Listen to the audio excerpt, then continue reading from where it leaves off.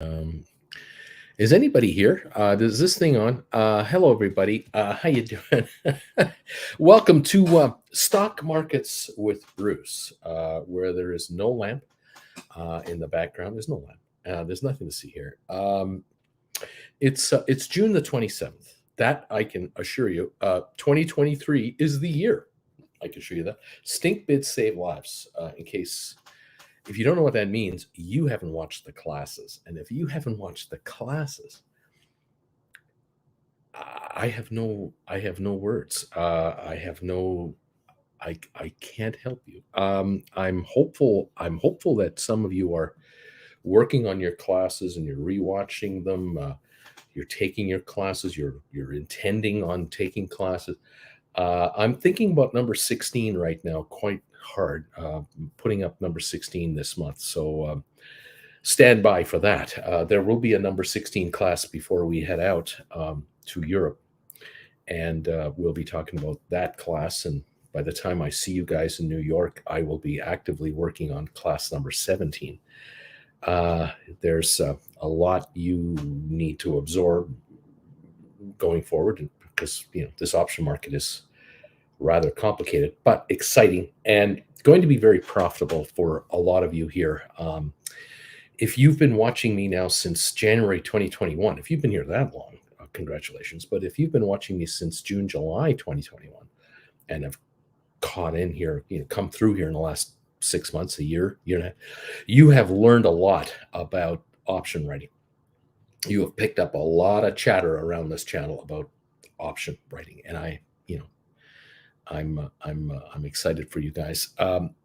The option writers out there are having a field day. No question about it. If you may have noticed in the last couple of days, some stocks have backed off from their frothy highs to kind of calm down a little bit here, some more than others, which means any of you who've written call options against stock you own or deep in the money calls you've picked up, you're noticing some gains. It is now time to investigate thoroughly your rollover strategies on stocks that are dropping, not necessarily running, but backing off. And it's time to keep your eye open on the option chains to realign your options accounts. I know that some of you here, you seem to think you have to have a home run before you make a trade, before you make a shift. And this is costing a lot of you a lot of money. Some of you folks tell me in private when we have these one-on-one sessions that we do, you'll say to me, yeah, I learned my lesson, or I should have done this and I didn't do that, and I left some money on the table. It can be probably traced back in some cases to not making a move when you had a move available to you. And one of the moves that right now have to be considered has to do with the fact that certain shares have dropped in value in the last week now, to the point where the options you've written against the shares or deep in the money calls have backed off in price, maybe in some cases only 15, 20, 30%. Nothing like 80% or anything like that, but they've come down because calls you wrote were out of the money when you wrote them, or you rolled up and made rollovers. And by the time you did the last rollover, you were just under the money, at the money, or just out of the money on what you wrote. So like GameStop, some of you wrote $27 GameStop contracts, or some of you wrote Tesla 275s, 280s, just as its stock was topping up. Some of you wrote AI contracts that were expiring with exercise prices like $45 to $60. A lot of you were $50, $55, and $60 call writers. These have backed off. No matter what expiry date they have all backed off. And even if a contract has gone down 15, 20%, it's now time to look into these closely to really determine, are you really going to stay with that contract as your weapon right now to extract money out of this market? Because if it is out there let's say it's a January 2024 contract or longer in time and duration, you might have an opportunity today, tomorrow, um, in this neighborhood to buy back some of these further out calls and replace them with closer in calls, closer in expiry dates. You might be able to go from January 2024s to October 2023s, September 2023s, August 2023. You might be able to shorten the length of the contract that you put out there by 30, 60, 90 days or more. For some of you out there who rolled like Teslas and GameStops, you went out to deep 2024, you went out to January 2025, even December 2025 in some cases on Tesla. With the market pulling back and reconsolidating whatever terms they're using in the marketplace, you are in a position maybe to really take a look at the idea that the first trade you're going to make, the first adjustment in contracts you're going to make, will be to go from late 2025 or 2025 into 2024, closer in a closer strike price to the market.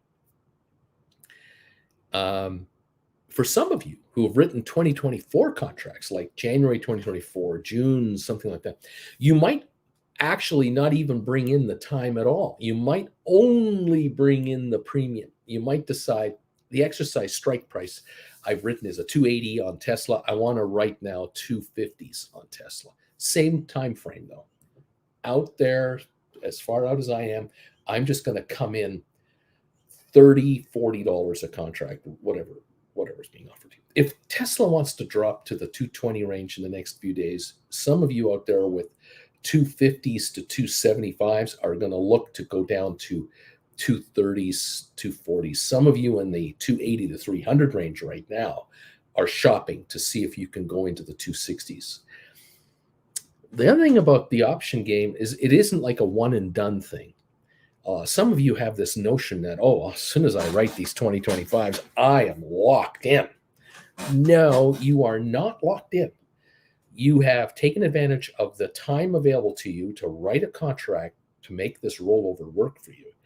And if you've pulled it off, that you've written a high enough strike contract, you're now being rewarded with the fact that the contract you rolled out to is out of the money, or certainly if it's in the money, it is a lot less in the money than you were in the former contract.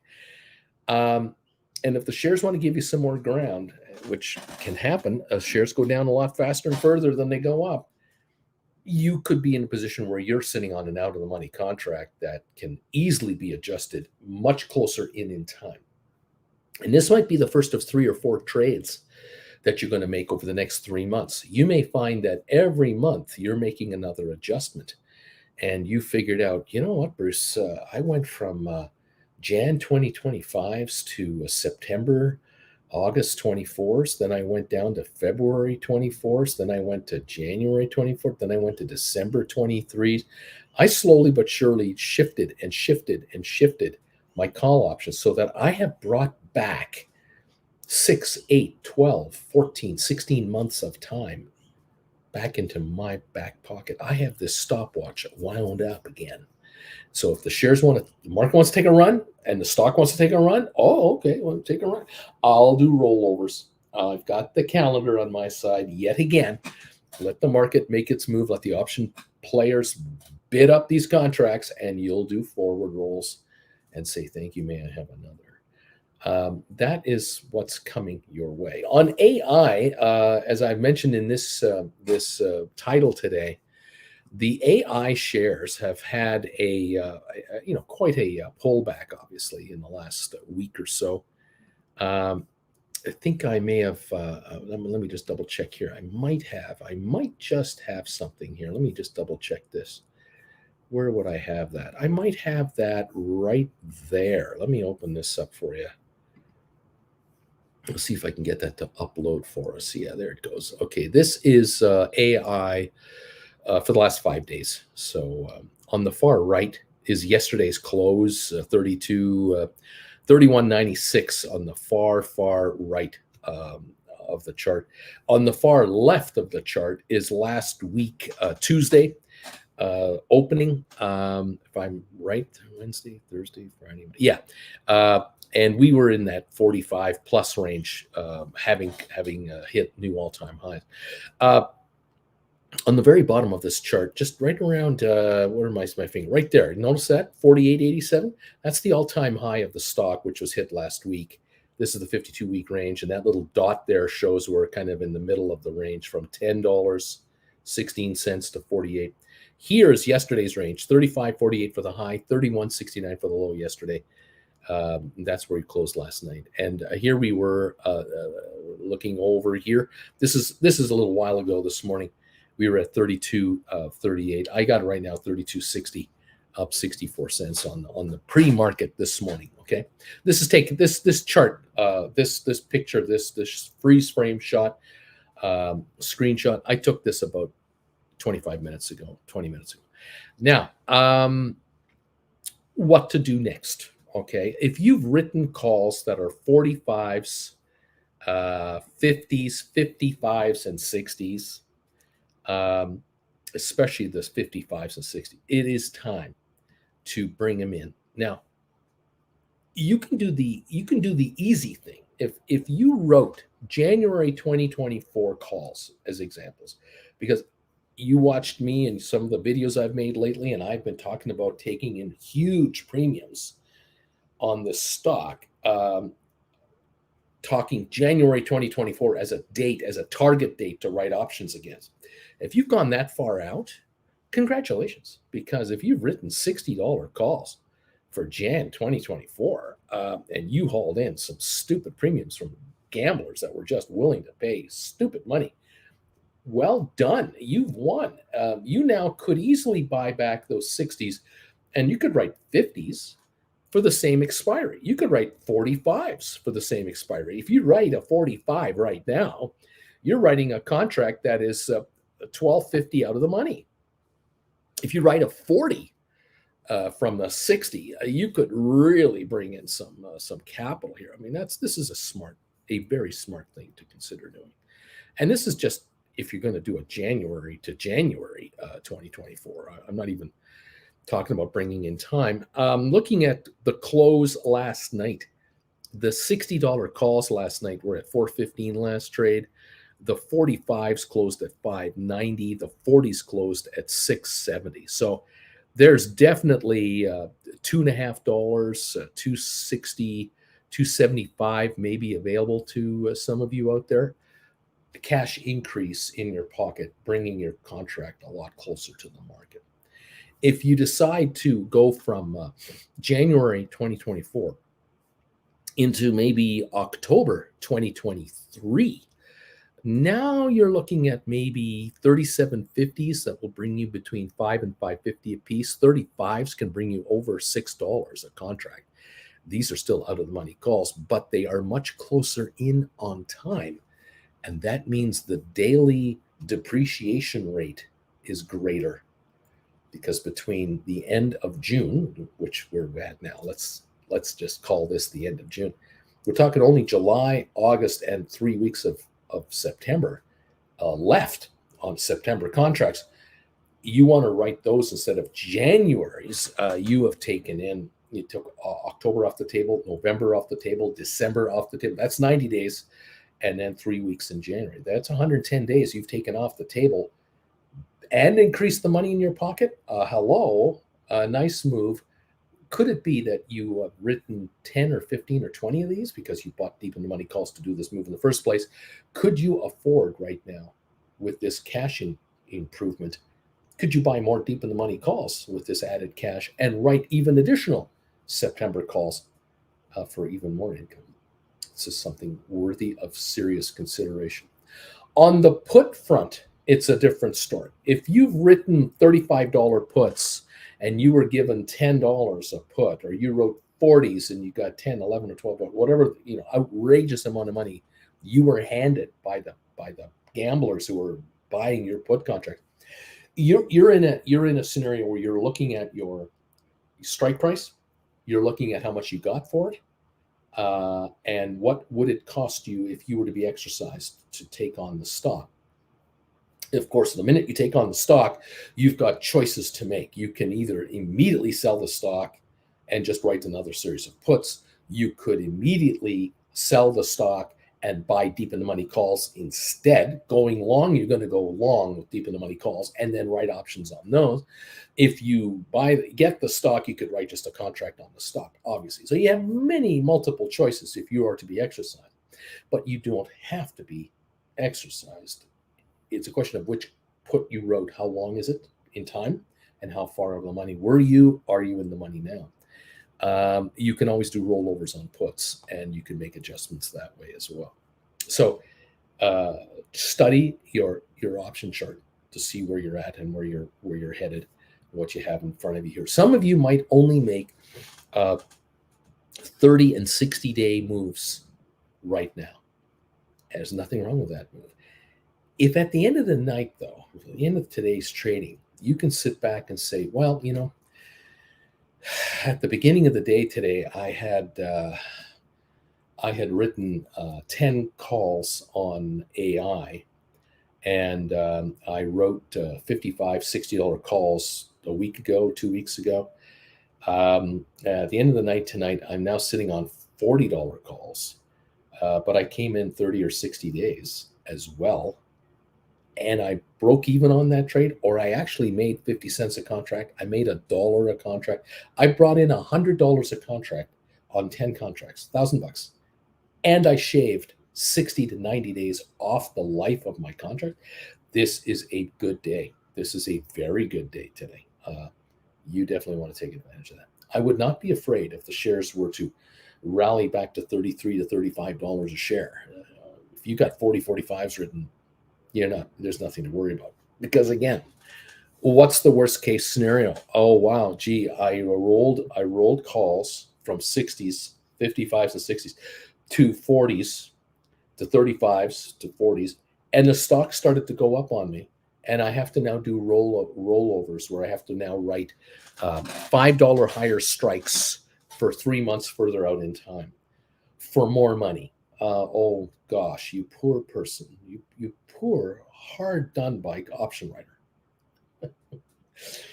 It's what you live for. And if you can extract $1,000 out of option players this week, and 2 weeks from now you extract another couple of $1,000 out, and I'm only talking about 10 contracts here. I'm not talking 100 contracts.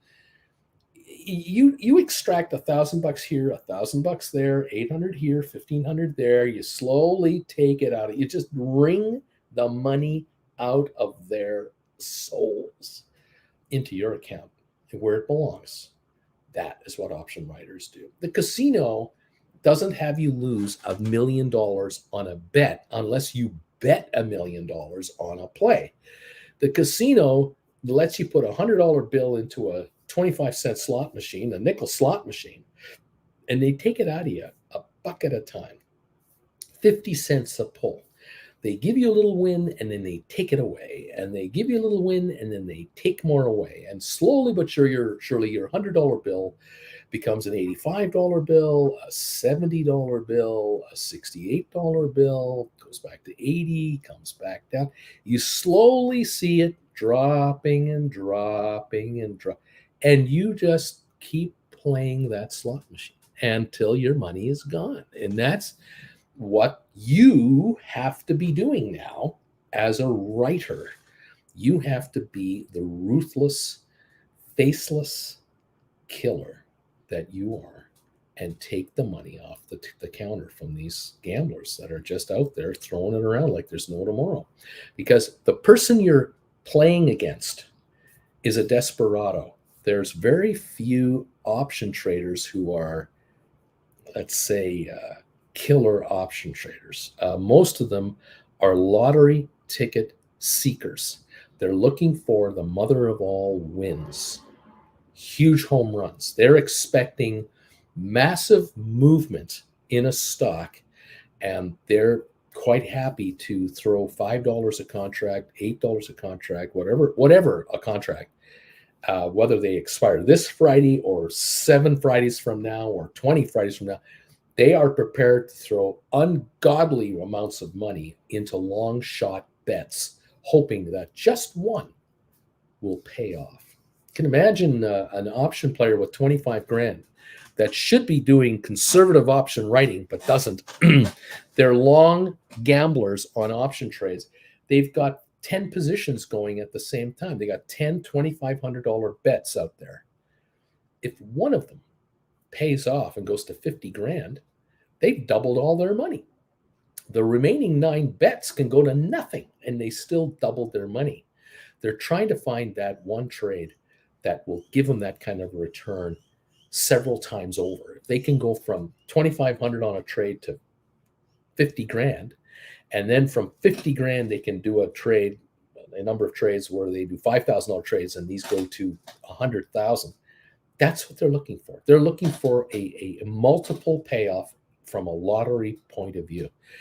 You're the opposite. You're nickel and diming them out of existence. And there are millions of them. And there are only a few dozen of them that win.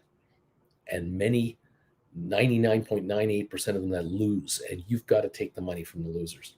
But you're not going to get all their money on one single transaction. You're going to get all of their money over time as they keep making these ridiculous bets. And you have to be the one saying, okay, I'm up 25% on this trade. I'm going to do a rollover right now and bring my contract closer in time. I'm going to increase the odds of my win by going from a 150-day contract or a 180-day expiry contract to a 90-day contract. Or I'm going to go from 365 days expiry or 480 days expiry, whatever these are, down to half that or a third of that. I'm going to systematically bring my contracts in time, which improves and increases the depreciation rate. There's a contract that has 50 days to go versus 150 days to go depreciates 3 times faster on whatever value it has. And so this is where you want to be as an option writer, as the market gives it to you. You can pull out the other side anytime you need it. The stock wants to go up, you'll write and roll over out in time. You will take the stopwatch and use all of that the time it gives you. But you're also the same person that takes time away. And that's what I'm trying to get at here. All right. I hope this is helping you get you in the right frame of mind, get you into this kind of mindset. Keep looking and keep figuring out where you're at. By the way, lame duck today is number 1. The number 1 thumbs up today. Richard Carlin is number 4. Wing Commander. Dean is here. Manager number 18. Good morning from B Tizzle. Welcome all of you to see you here. It's great to have you here this morning. We could have a good day today. I'm quite excited about what's going on here. Jersey Todd is here. Hey, Jersey, what's going on? Stephen Butler, Karen, number 25 thumbs ups. David R, 27. Guys, thank you for these thumbs ups. Even the lurkers are throwing the thumbs ups around here. I love it. Appreciate it. 2 clicks right. Good morning, everybody. John is here. Lorraine, Home Skillet, number 40 on the thumbs up meter. Thank you all for helping out. We always shoot for 200 thumbs ups every day. Fabulous. John Biscuit, I took a look at the Spire short sell data, and it looks as if it's been shorted, has been short sold. The vultures are circling it, it would seem. Hawkeye Pierce, number 51 on the thumbs up meter. What the shorters maybe are not paying attention to is the company's book value is like 85 cents. It's trading at 40 something cents, kind of ridiculous. But what can I say? I don't know. What can I say? Luca, number 64. Ciao, Uncle Bruce. Welcome, Luca, to the show today. What else is going on here? Phil, is there still love for Spire here? Oh, we love Spire. Bobby, welcome. Yes, we love it. Good morning. Alex, number 72. Welcome. Who else is here? Maria Powell, number 75. Nice to have you here, everybody. Good morning, good morning, good morning. What is going on? People talking about the Spire they have. I'm talking about options. Nucio, number 85. Good morning. Amy J. AJ's here. Good morning. Option Nomad's the other half. We think we're number 30. Good day. Maybe Amy said I might be 86 today. Thank you all for popping in with the thumbs ups. Thank you also for those of you who have been members of this channel for upwards of 2.5 years or so, or yeah, in some cases. March of 2021. Yeah, so over 2 years now. Thank you. Some of you have popped up those beautiful green bars from time to time to let us know how long you've been members. I love it. 95 thumbs ups are in the house, or halfway to 200 practically. Thank you for this. Keep them coming in if you can, and don't let Strickland catch you without having given us a thumbs up. He'll give you a little pink slip there. Thank you all, and welcome to the party. I mentioned on the Gold Bagel member trade alert show that was held today at 8 o'clock this morning Eastern time for Gold Bagel members. I mentioned a little thing that is going to possibly really screw up cruise ship stocks. As you know, if you're here as a regular, I'm not a fan of the cruise ship stocks right now. I think some of them are really overvalued, in particular, Royal Caribbean. The stock was given an upgrade the other day by an analyst to $120. It's a $90 stock, and they're calling it a $120. The all-time high ever, 132 bucks a share. It's never been higher than that. And that was in 2019 when they made $1.8 billion in profit. They're not going to make $1.8 billion in profit anytime soon. They're not going to make profit anytime soon. I'm sorry to say the cruise lines, excuse me, are up against a tidal wave of problems, tsunami of problems. Another wave after another wave after another wave is coming at these guys. And higher interest rates are really causing problems for cruise lines because they have borrowed billions and billions to stay alive, and some of them have variable rates. Every time they roll over their debt, they pay off $500 million they took out 5 years ago with a new $500 million loan plus another couple $100 billion in operating cash. They're paying 5% more interest on the new money versus the old money. That's up goes the cost. That's a problem. The other problem is higher costs for everything else: labor, maintenance costs, repair costs. I mean, it just doesn't stop. And the latest little ditty that is showing up right now, I talked about this last night on my other channel, Traveling with Bruce. Over in the Bahamas, this is just one example of many we're going to be talking about, or you're going to hear about. The Bahamian government has decided, finally, they figured out that these guys they've got the golden goose, the lays golden eggs. The Bahamian government has figured out we have 700 islands just off the coast of the United States of America. We're less than 100 nautical miles from most of our islands, a lot of them.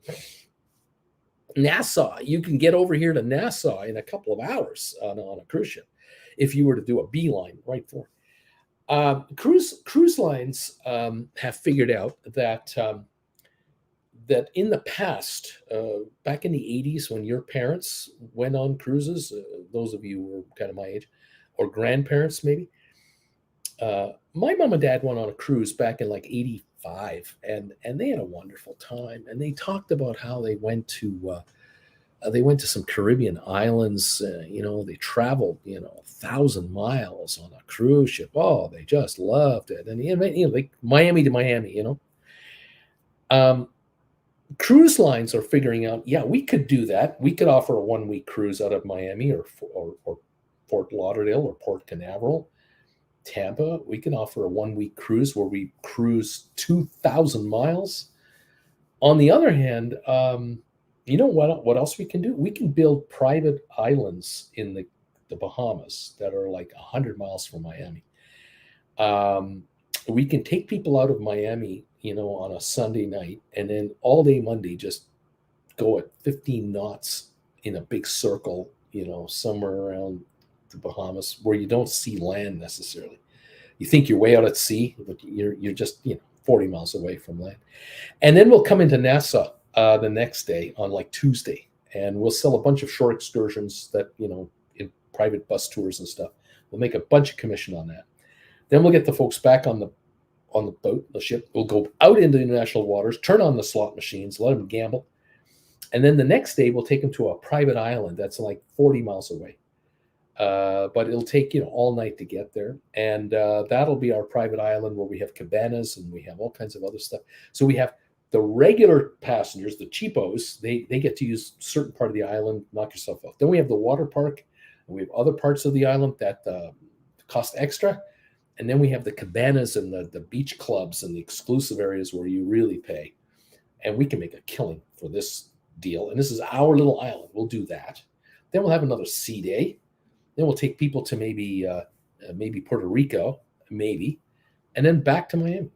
And the whole trip is way less mileage, which means we use a lot less fuel to run this vacation. And yet the passengers feels that they just went on a long, exotic Caribbean cruise. And they were most of the time, they were a couple hundred miles away from Miami the whole time. A lot of it was Bahamas and Turks and Caicos and that type of thing. Okay. The government of the Bahamas has figured out, what we can do? We can charge a head tax on everyone that comes into our country, whether they get off the boat or not, when they come into Nassau or into Freeport. And these cruise ships, they have to stop here. If you're running a cruise line out of Miami, you're not a U.S. registered ship. You are a ship with a flag of some other country. You cannot go from Miami to Fort Lauderdale back to Miami, or up to Port Canaveral back to Miami and call that a cruise. You can't do that. You have to go to another country. So they go to the Bahamas, and then they go maybe to another country, end up back in Miami, and it's an international cruise. That under U.S. marine law, it works. The Bahamian government is going, last year we hauled in $50 million from cruise passengers by charging a head tax, which is called port charges and fees on your contract with your cruise line.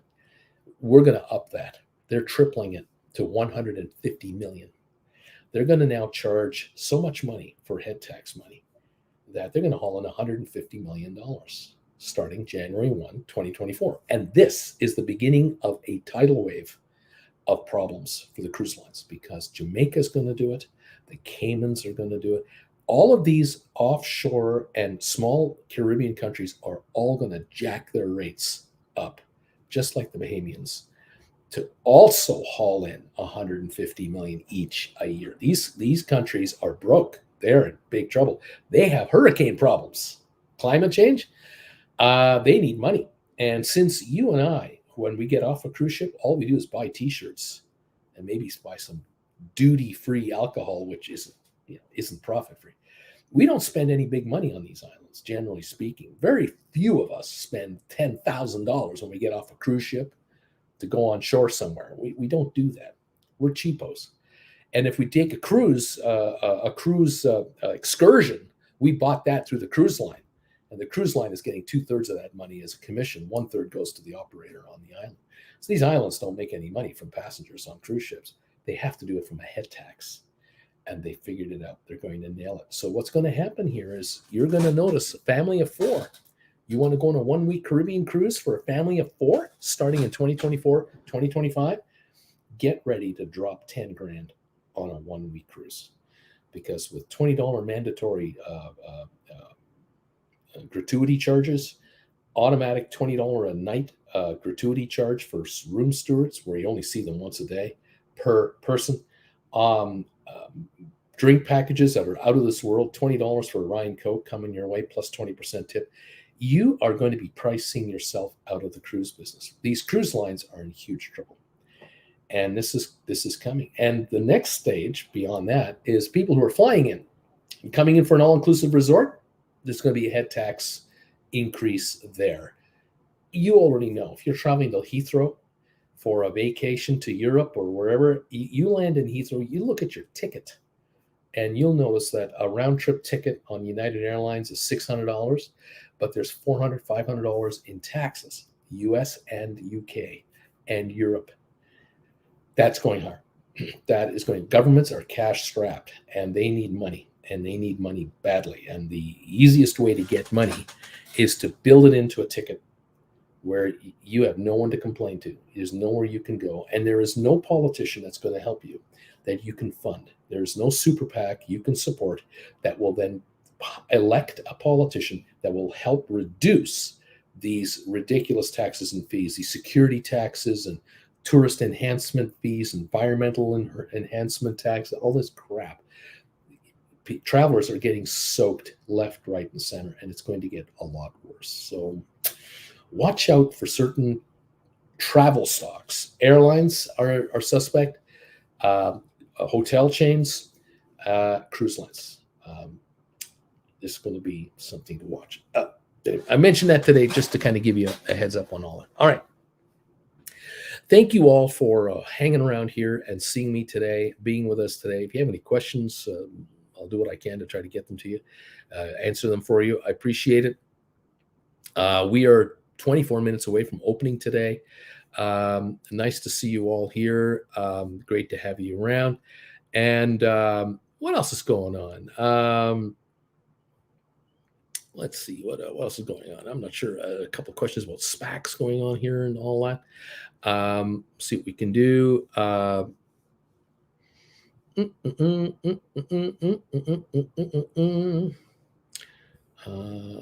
much else there. Thank you, Swaff Bass, for the thumbs up. Thank you, appreciate it. Fabulous. We now have 109 of them. 109 thumbs ups have come through here. Thank you all for coming through for us today. I appreciate it. Where was I? Oh yeah, over here on the pre-market. Let's take a peek here. Watch list. We've got now everything going through here. We have a 3-cent gain so far on Rocket Lab at 540. Looks like SoFi's up a dime this morning. We've got GameStop ahead by about 12 cents. Matterport might be up 3 cents. 23andMe is up a penny. We've got Spire at 43.95 today, up a couple of pennies. We have SmartRent up 6 cents. Apple's up 57. Goldman is up 68. Cisco down 11. Tesla is up 225 right now, down 15.50 yesterday, up to 219. Arc Innovations is up 32, was down 24 yesterday. Microsoft lost 640 yesterday. It's up 219 right now. Pfizer unchanged. HPQ is up a nickel. Alphabet, the old Google stock, was down almost $4 yesterday. It's down $1 this morning. Amazon up $1. NVIDIA is up 188 after losing 15.77 yesterday. Unity Software lost 74 cents yesterday. It's gained 171 this morning. And C3.ai Inc. Dropped 143 yesterday. It's up 44 cents this morning so far on the session. That is what we are showing right now. The markets themselves, the Dow is still on a down dip here. It looks like it's off 27 points. Nothing serious though. I mean, not even a tenth of a percentage point. S&P is up 6.5. NASDAQ is up 56 points. And crude oil down 80 cents a barrel is now at 68.56 a barrel. There were all kinds of analysts out there who were predicting a massive spike in the price of oil over the past 6 months. Massive number. We're predicting that for this summer's driving season, we would be over $100 a barrel. We would have been $110 a barrel. Gasoline in the U.S. was going to be $5 to $6 a gallon because of massive demands on a recovering economy from around the world, led by China. And guess what didn't happen? The Chinese economy did not rebound in a big way, and is actually having real trouble. The oil market is drowning in oil. The Russians are confounded because they thought for sure that when they declared war on Ukraine, they were certain that Europe would be just dying to buy their oil. They wouldn't be able to, go elsewhere. The Russians figured that with their production capacity of 10 million barrels a day, being the second largest producer of oil behind Saudi Arabia, they thought they'd have no trouble getting top dollar, $100 plus a barrel. Sanctions came in. Trading restrictions came in, and now all of a sudden, to move oil, the Russians had to go to a cash market, and they had to do oil transfers between tankers at sea, which of course begs the question: how many gazillions of barrels of raw crude have spilled into oceans because the Russians are transferring oil in uneven seas between two ships? How much spillage is going on? It has got to be the most ecologically damaging thing you can imagine. There are thousands of these transfers being done almost every month all over the planet because Russia is a pretty big place. It's just got to be scary, and it is unreported. It is unwitnessed. You're never going to be able to verify it. You're never going to get documented proof about it. You'll get the odd crew member who might discuss it, but who's going to believe them? Who's going to be made to pay for any of it? Just mankind and the planet as a whole. But it is really a sad story. There are players out there. When I say players, countries out there who are adding to the misery of it all, who are buying this product from these guys on a cash deal because they are looking at their own political survival. And they don't give a crap what an environmentalist thinks or any other person thinks. They don't care if they're handing Russians millions of dollars for oil illegally under the table, cheaper than the world price. They don't care that some of that money may end up producing bombs that get used on apartment buildings in downtown Kyiv. They couldn't care less. They don't think about it, and they're not going to think about it. Business is business, and this goes on, and that's all there is to it. And so, certain countries are very much making this happen, allowing this to happen, and certain countries are trying to stop it. And the oil market, miraculously or amazingly, with all this theoretical panic or perception of interruption of flow of oil, all of that hanging over the market, oil is 68.86 a barrel. It's cheaper now than before the war started in the Ukraine. And we're deep into it. And there's a counteroffensive apparently going on. And who knows what? The virus is over. The COVID is ended, they say. We're open to travel again. Economies can open and gear up. With everything going for the oil market to be higher in price, the oil market is at $68 a barrel. Everything good is not helping the price whatsoever. And these are futures that I'm talking about. This is the future price of crude that I'm quoting you, lower. Quite stunning to see that. Interest rates are going higher. The cost of money is getting tougher, and that is going to translate into higher mortgage fees, higher car payments, and higher costs for businesses to do business. And governments are going to be cash strapped and are going to try to find ways to get capital out of the system without losing votes. And one way to do it is you have higher excise taxes built into cigarettes and alcohol. You raise duties, you raise tariffs, you raise tourist fees, airport usage fees. You find ways to raise revenues through taxation without calling it taxation. And no government is actively promoting higher income tax rates on all of its citizens to make bills go away. It's user fees. It's all done through user fees. It's done in America. It's done in Canada, the UK, Germany, everywhere else. And it is the new normal, and it is the scourge of business because business gets blamed for higher costs that governments are imposing on business.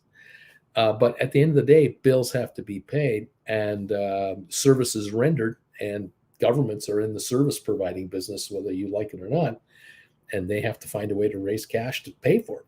And so the economy continues to try to get by through all of this nonsense at the same time, and try to make a go of it.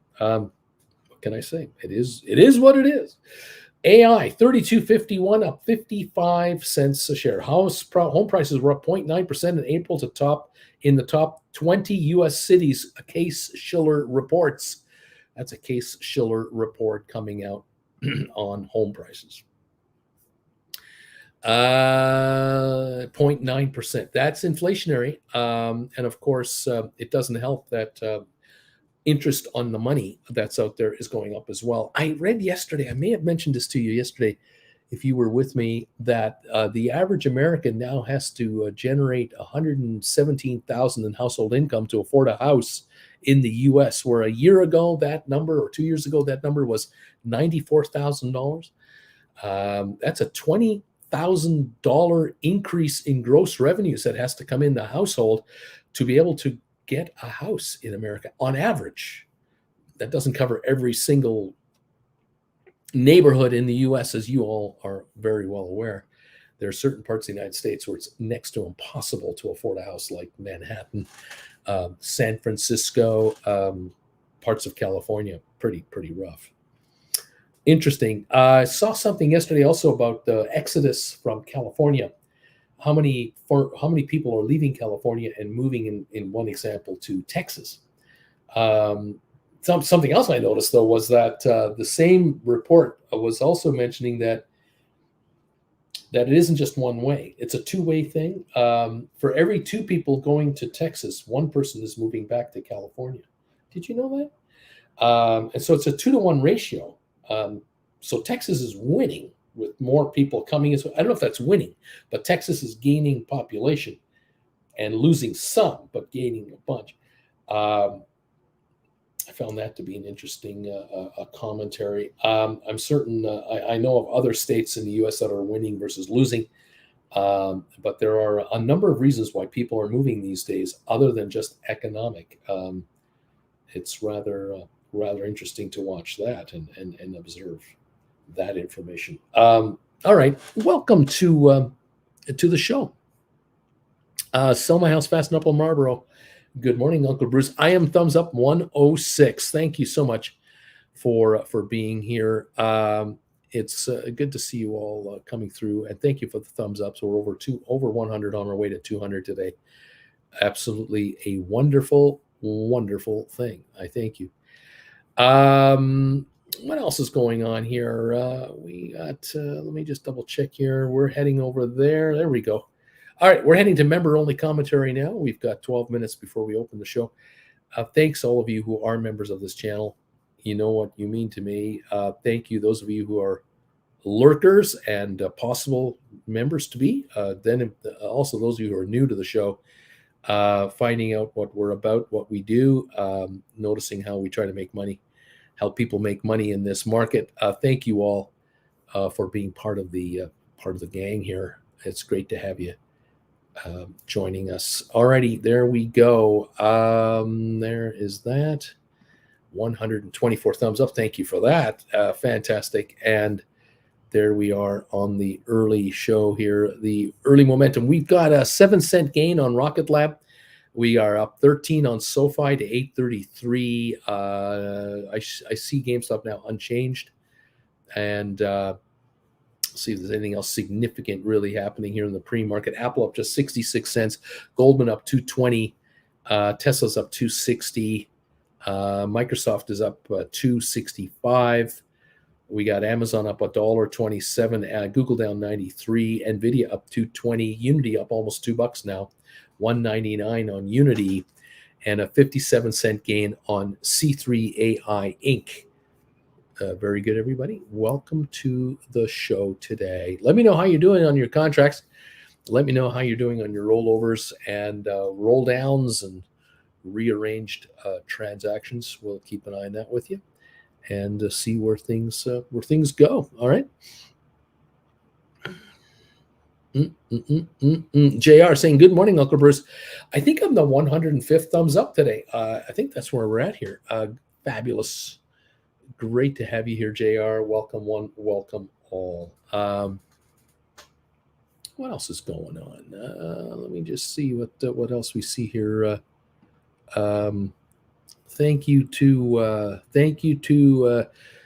Jason Parrish, JP. Thank you, JP, for a donation on PayPal. How about that?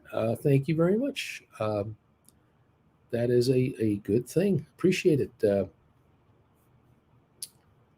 Every donation helps. Thank you very, very much. Uh yeah, what is going on?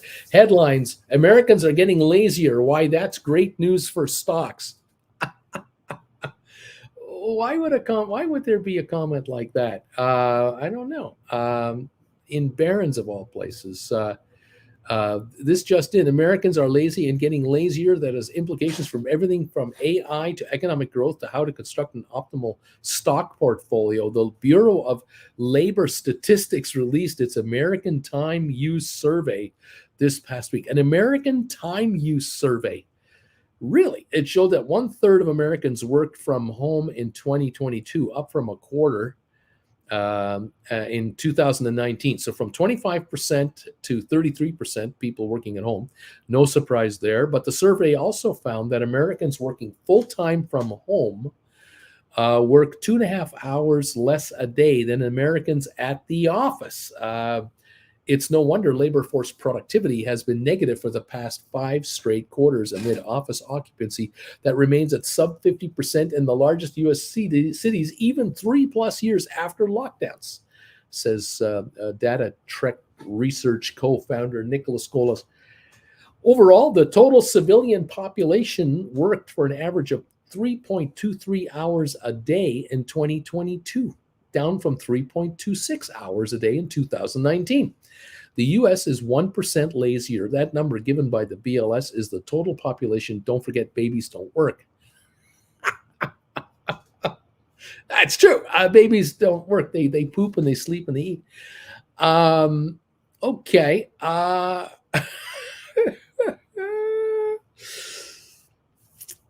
Gosh, what else is going on here?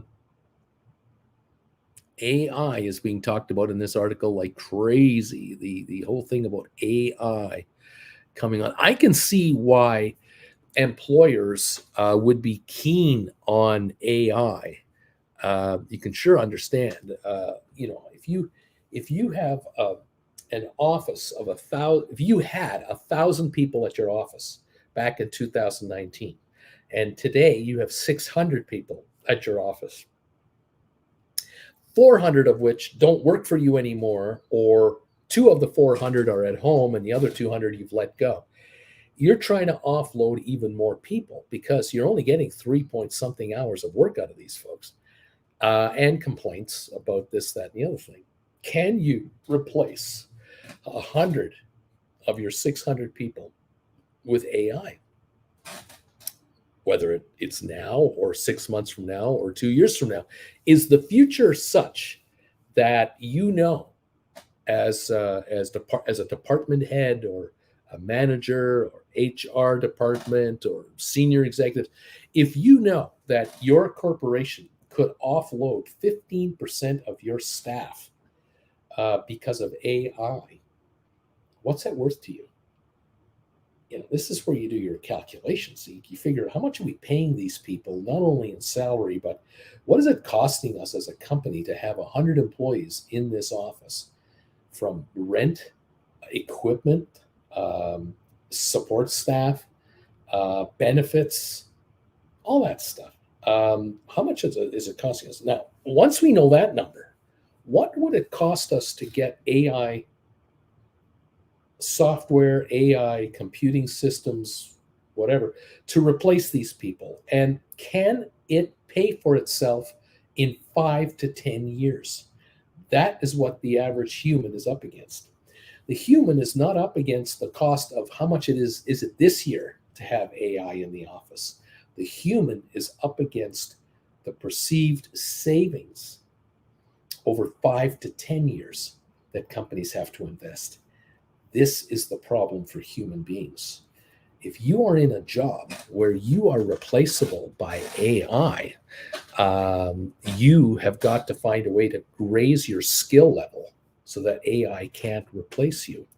And that makes you much more wanted by your corporation. And of course, they'll pay more. If you are not replaceable by AI, but your coworker is, and that coworker earns a $60,000 salary, and the company pays another 40,000 on top of that for all the overheads that that person uses up, internet charges, phone charges, the coffee machine, the rent, the whatever. The employer might look at that $100,000 employee and say, can we replace that person with $1 million invested in AI? Now, let's take 10 of these people, and that's $10 million, or 100 of these people, and just multiply it out. Would we be willing to invest this much money, a pot of money, over the next couple of years to replace that person permanently? And can we make it justifiable over the next decade? Versus you that might be earning 120,000 a year, they can't replace. They have to keep you on. This is coming. This is happening. I bet you it's happening now in spreadsheets between accounting departments, HR departments, department heads, and you name it. It's ongoing as we speak, I'm sure. The AI investment that is going to be made is going to be a massive investment for corporate everybody, not just corporate America. This is not an America problem or America thing. I wouldn't be surprised if this AI thing is going to be led by a country like China, where China will lead in the AI revolution, only because the government of China is going to figure out we have a billion plus people here, and the world is going to go AI, which means every factory in the planet is going to go with an AI footprint. We in China cannot afford to just ignore it and expect to be able to employ 20,000 people at this factory and that factory and that factory as if nothing is happening. We're going to be priced out of the market because in Vietnam or in South Korea or in Indonesia or the Philippines or in Pakistan, an American-based corporation is going to demand certain products be made at a certain low price per product using AI as a driver to keep costs down. And what's the best way to do AI is to implement it in the third world. Why not have factories in Guatemala, Costa Rica, Nicaragua, Mexico, Colombia, Peru? And I'm not calling these countries third world, but they are cheaper than America.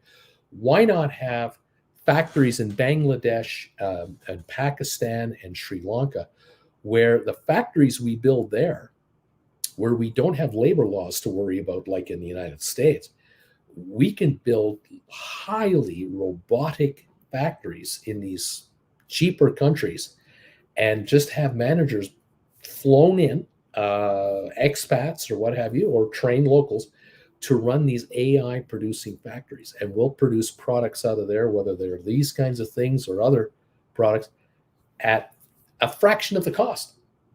And when we bid on a contract for company XYZ to make backpacks or barbecues or bicycles or step machines, whatever the product is, if we can produce the product at half the price that a typical Chinese factory charges with 20,000 employees doing all this manual labor, we got it made.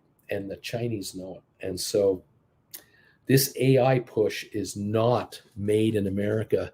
Don't get fooled that a company like C3.ai Inc., which is AI, don't be fooled that they have to get S&P 500 contracts to survive.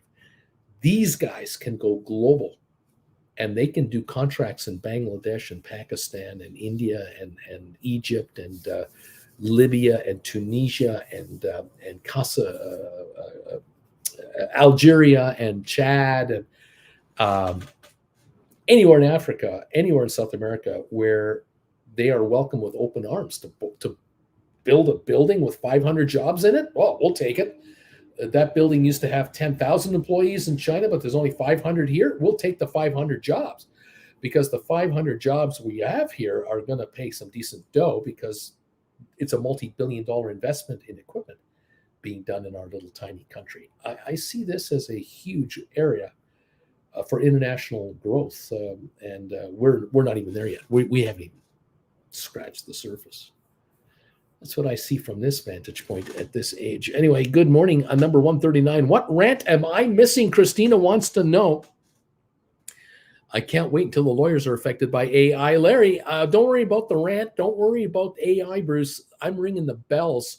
We're open for trading, and more importantly, we're up and running. So let's just see if anyone's getting richer around here. I like the thought of that, Larry. Thank you for that. JR, oh, the bells. Splair, SoFi again is climbing. Hopefully it's not finished yet. Welcome one and all to the show and to the trading open of the day. Glad to have you here. Thank you for thumbs ups this morning, all morning. Thank you. 141 have come in. You guys are awesome. Keep them happening. We're going for 200. Dow Jones is up 32.8 at the moment. Let's see how that translates as we move along here. We're up about a penny on Matterport. Nvidia's up 4.5. SoFi's up 16. Rocket Lab up 3. Let's take a look at some trades on the market. Okay, we're up 40 on the Dow, 13 on S&P, 61 on NASDAQ. We've got GameStop up 20 cents, Rocket Lab up 3 cents. We've got AI up 37 now at the moment. Smart Rent up a penny. Unity is up 240. Tesla's up 214. Apple up 82. Make it 92 cents now for Apple, up 92. Google down 144. Moderna's up 12 cents. Cisco up 19. Pfizer down 3. IBM down 35. HPQ up 3. Microsoft looks like a 316 gain. Amazon up $1. Spire's up 1.7 cents to 43.5. We've got Home Depot up 224. We have Vanik up 49 cents. Netflix up 180. Adobe up about 87 cents. Goldman down $1.10. Boeing up 129. Meta up 470. Target is up down 120 now. JP Morgan up 46. Costco up 24 cents. Walmart up a dime. Disney down 3 cents. American Airlines up 53 to 16.98. DraftKings up 15 cents so far this morning. A 50-point gain now on the Dow. A little better. It was negative this morning. Now it's positive. We've got S&P up 13, NASDAQ up 45. These are 1/5 of a percentage point to 1/3 of a percentage point. That's it. It's not a lot. Oil down 35 cents at 69.02. Durable goods orders were stronger than expected, and the Dow is reacting to that bump in the news. That's what we see. And, well, let's see what gives. We'll find out. Is this a dead cat bounce? We had a down day yesterday on some of our stocks. Is this a dead cat bounce today, and we're going to go lower? Could be. Tesla 242.17 up just a buck. We dropped $14 yesterday. Where's the rebound? I don't see it here. Is it possible we have a little glitch higher to start the morning, and then 5-10 minutes into the day we're down $3-4 a share, and we're going to go lower? We'll find out. 242.50 right now on Tesla. Not a massive recovery at the moment. The Dow is now up 75, so the industrial index is having a better run at it. We're still ahead on S&P and NASDAQ, and percentage-wise, they're hanging right in there. But we are not going to the stratosphere first thing this morning. That I see for sure. Welcome, everybody. Glad to have you here. What is going on? What's going to happen today? We're going to find out. Nvidia up 550, losing 15 yesterday, 411 right now. SoFi's up 23 cents to 8.43. Rocket Lab up 7. GameStop is ahead 22 cents, and C3.ai Inc., which is AI, is ahead by 65 cents to $32.61 a share. Welcome everyone to the show from around the world. Glad you're here. Hope you're having a good morning, and I hope this week delivers to you the returns you deserve, especially you option writers. out there. Now, those of you who've written cash secured puts on SoFi, you got to be smiling here. The shares seem to have stopped dropping. It looks like the low eights are kind of it right now. I sense that SoFi is building another plateau here to bounce from these levels rather than bounce from the 5-6 level. It's now going to bounce from the 8 level, which is fine by me. The Rocket Lab at 542, I'm amazed it isn't $10 already. This company is on such a win streak, but the market has to adopt it as its rocket stock. We'll see what happens. GameStop 23.26 with Cohen in charge. The street is reluctant to give up gains and dip the GameStop shares to any degree. Interestingly, 23.28 last trade, up 26 cents. Not a lot of volume, 112,000. See what happens. Yeah. Got to admit, what Ryan Cohen is railing against, these comments that he was making last week about how corporate America is run by, in many cases, fat cats that are just trying to score money from stock options. I agree 110% on that. I think a whole bunch of corporate America's top corporations are not run by entrepreneurs. They're not run by real business managers. They're run by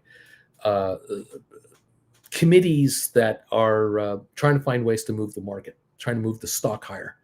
They'll make the corporate entity do or say things to get the stock to go higher, and that's where their remuneration is coming from. Nothing else. If these guys were to be paid 90% of the remuneration on profitability, corporations would be run in a different manner entirely in America. But that's not how it's done now. It's done on a stock option basis, from what I can see. Anyway, that's what I see. Christina, I bought 50 SoFi calls for my swing trade. I did this yesterday, so I want a nice little pop right now, she says. Right on. Splayer said, that's an interesting idea, Christina. I bought only 2 calls yesterday because there's not much for risky trades available right there.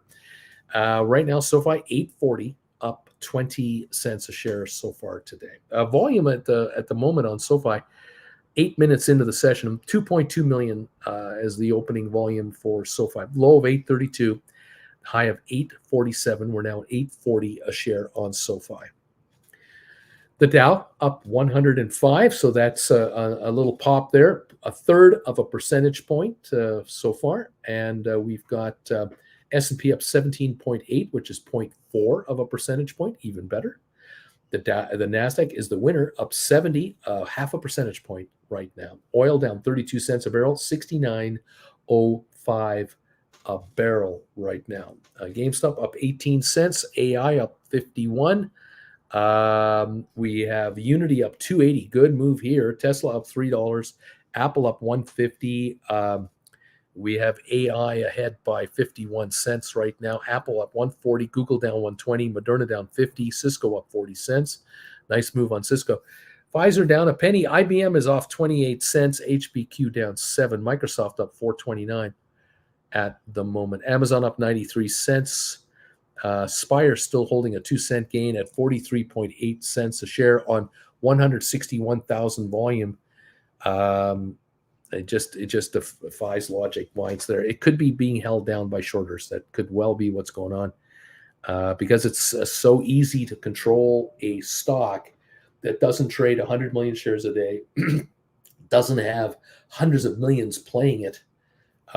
They can manipulate this thing with not a lot of money, and that might exactly be what's going on. The management of Spire doesn't have a backer, what's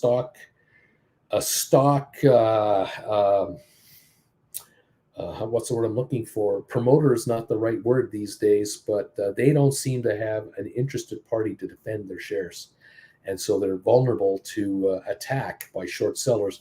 And there is no safety systems in place at the New York Stock Exchange or the SEC to protect companies from being attacked by short sellers. And so short sellers just grind a stock down to zero and make the company look like crap, even though Spire has got an 85-cent book value right now. It's amazing to me, but the market just is unaware of it, or at the moment doesn't care. That could well be it. Vanik up 31 cents. Netflix up 260. Adobe up 279. Goldman down 9. Boeing up 126. Meta up 260.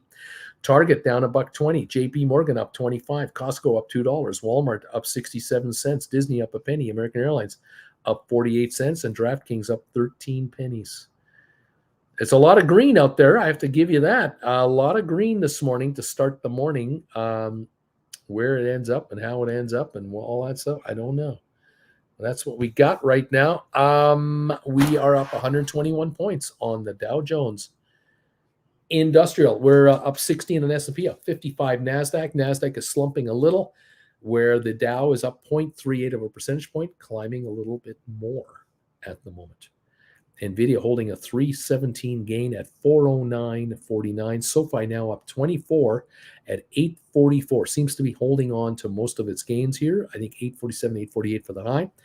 Rocket Lab unchanged. GameStop up 12 cents. AI up just 24. So that is the story. What's going on? Okay.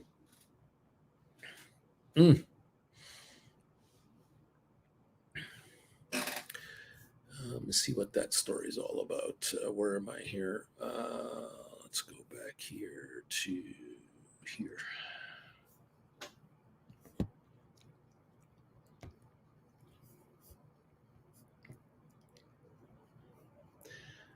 An article just coming out about Robinhood. Robinhood is the latest tech company in the layoff spotlight, joining names like LinkedIn, Spotify, Meta, Amazon, Dropbox, Electronic Arts, Palantir Technologies, Twilio, Zoom, eBay, Okta, Splunk, PayPal, IBM, SAP, Spotify, Alphabet, Intel, Microsoft, Coinbase, Cisco, and Salesforce.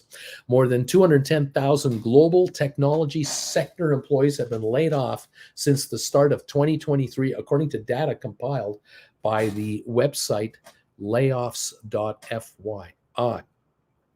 Robinhood on Monday, the Wall Street Journal reported the stock trading app is laying off around 7% of its full-time staff, or 150 people. We're ensuring operational excellence in how we work together on an ongoing basis. Oh, yeah, I love those words. What does that mean in plain English? We're losing our ass and we're dumping 150 people we can't afford anymore. That is what's going on. We're getting our butts handed to us right now, and we're dumping people before we get put out of business. Oracle last week, Insider reported that Oracle laid off hundreds of employees, cut back open positions, and rescinded job offers at its health unit.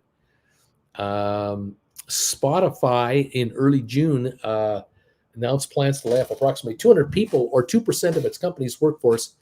The head of Spotify's podcast business said that the company was expanding its partnership efforts with leading podcasters from across the globe with a tailored approach optimized for each show and creator. This fundamental pivot from a more uniform proposition will allow us to support the creator community better. However, doing so requires adapting. Over the past few months, our senior leadership team has worked closely with HR to determine the optimal organization for this next chapter. Translation. Our managers were told to cut expenses. They went to the human resources department, found out who the slackers are, and who can we dump and not cut too much of our performance. And we're putting more of the workload on our creators and charging them more and giving them less.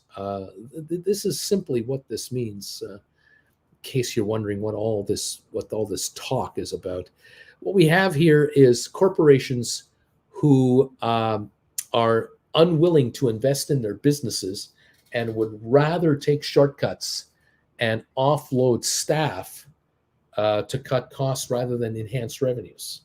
You have management, senior management of these organizations that are stock generate. They are paid in shares, stock options, and they're given huge gobs of stock to buy from the treasury at discounts to the market.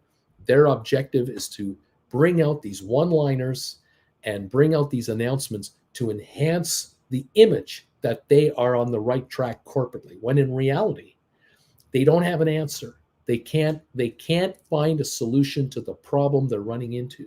They got a lousy business model. Their business model is antiquated. They don't understand what their staff is capable of giving them. They are not going to their staff for solutions or new ideas. And they would rather cut costs, do it the old fashioned way, cut costs to try to grow the company. It doesn't work. You get your butt handed to you by competition. And what ends up happening with these larger corporations, they get fat and lazy. They're driven by stock options only on the top end. And entrepreneurs that are out there don't join companies like this. They don't want to join companies like this. They create their own companies. And you have creators like me who talk to people like you and say, hey, I'll tell you what's going on in the market from a bedroom in Calgary, Alberta. I'll tell you what's going on. I'll tell you what's going on in plain English from a hotel room in London or Liverpool or Dublin or Zurich or Berlin or whatever, when I'm on my vacay. I'll tell you what's going on when I see you in New York in person, in a private setting where we're not observed by anybody, where you can understand where we're at and where we're headed and what's been going on, rather than you're going for answers on how to become richer in this market by finding theoretically guys like me on corporate websites through trading apps. What are you, nuts? That doesn't exist. Is there a trading app out there that has entrepreneurs who are talking to you about how to make money in the options market by writing options? I don't think so. No, you're on. Majority of the market out there are on their own, and they're listless, and they've been abandoned by the industry itself. And you're supposed to believe these investment bankers and these corporate bigwigs with their fancy little chats about how we're enhancing shareholder value and improving corporate performance by basically dumping 200 people. That's what you're supposed to get. It is quite pathetic. What can I say? The other thing that's happened out there, as you are well aware, a lot of very bright people with bright ideas are not welcome in large corporations. They have to do it on their own. They do things on their own through their own private entities. They make alliances, and you hear about .com this or whatever that, but they're not part of a public corporation. And the reason they're not is because they aren't big enough. Corporate America and the investment community as a whole has evolved so that the top 30 in the Dow, the top 500 in NASDAQ, to reach the top 500 in the S&P. You want to be a 500 S&P company, you want to make it into that index, you have to be worth $15 billion market cap, minimum 15 billion, maybe 20 billion to be noticed or higher. You have to be generating massive profits, or you're not going to even be invited in.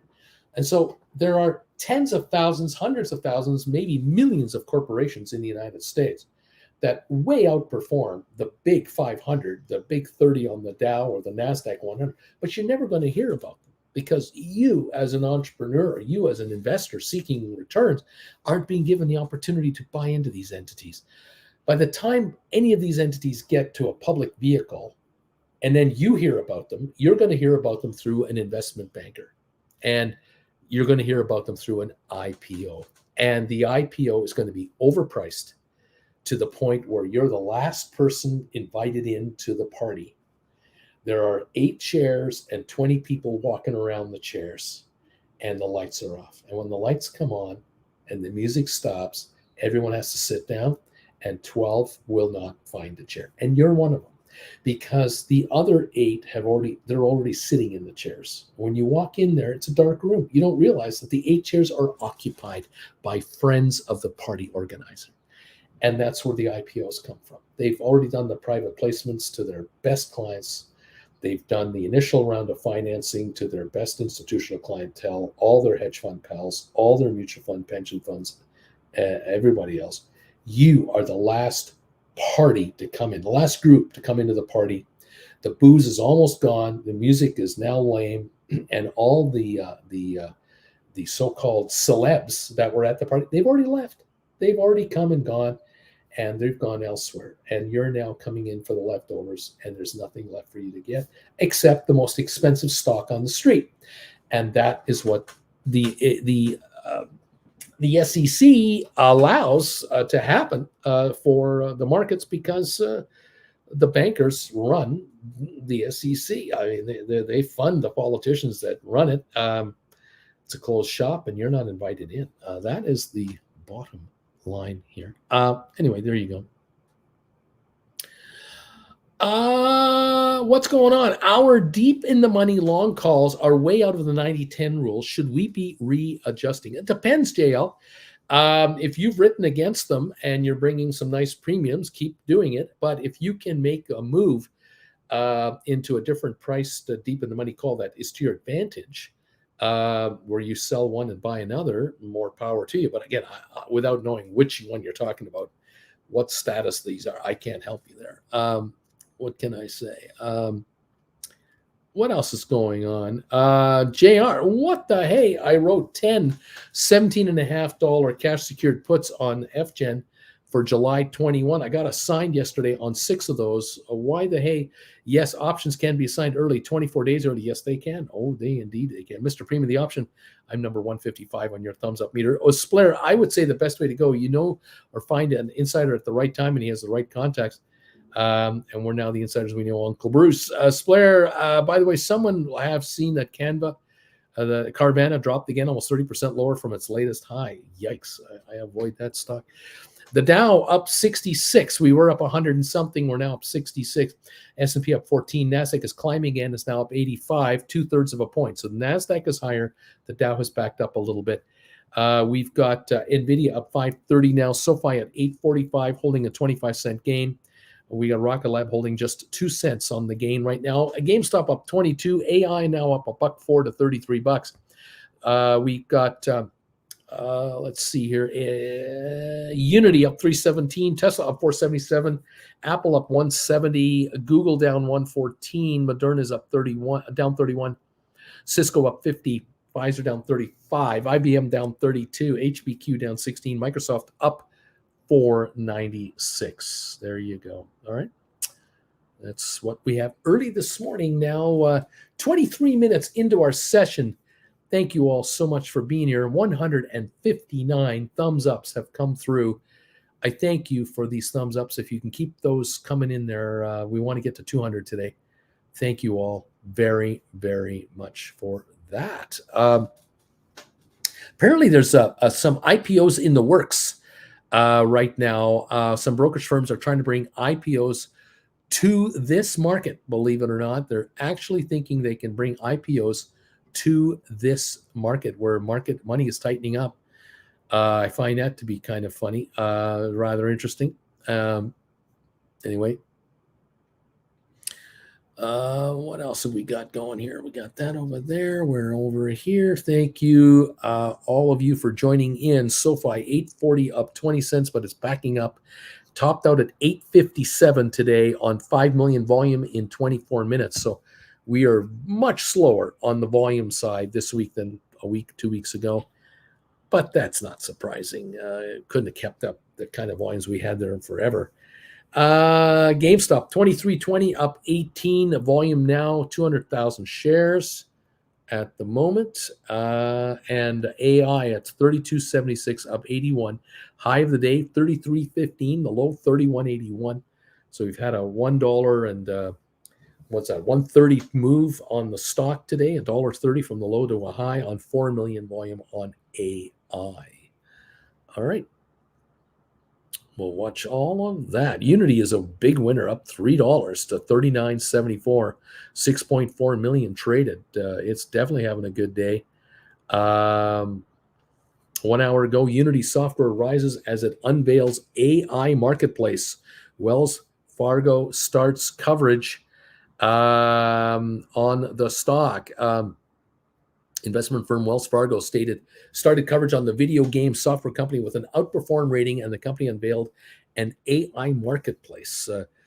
They put a sales target. Analyst Brian Fitzgerald put a per share sales target of $48 on Unity software.